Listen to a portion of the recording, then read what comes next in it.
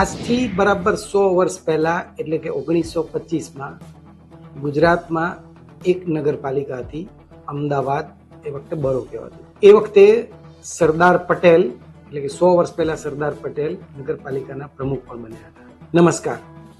ગુજરાતમાં એક સરકારી કાર્યક્રમ આવતો હતો, ગામડું બોલે છે, તો ગામનો ચોરો.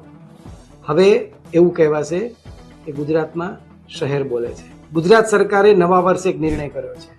ગુજરાતમાં હવે 33 નહીં 34 જિલ્લા, 8 નહીં પણ 17 મહાનગરપાલિકા એટલે કે 9 મહાનગરપાલિકા નવી બની છે.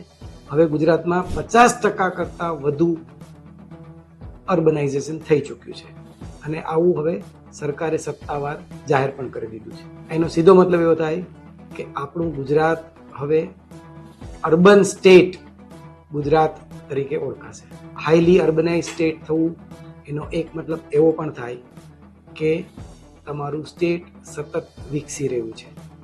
અને આ ગુજરાતના વિકાસની આ પ્રક્રિયા કેટલાય દાયકાઓથી ચાલુ છે.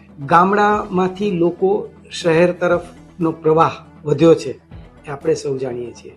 અને શહેરોમાં જાતભાતની સુવિધાઓ વધારે હોય, ગામડાના લોકોને શહેરનું આકર્ષણ હોય. સૌથી મોટું કારણ રોજગારીનું હોય છે. આખો વિડિયો જોવા માટે ડાઉનલોડ કરો દિવ્ય ભાસ્કર એપ.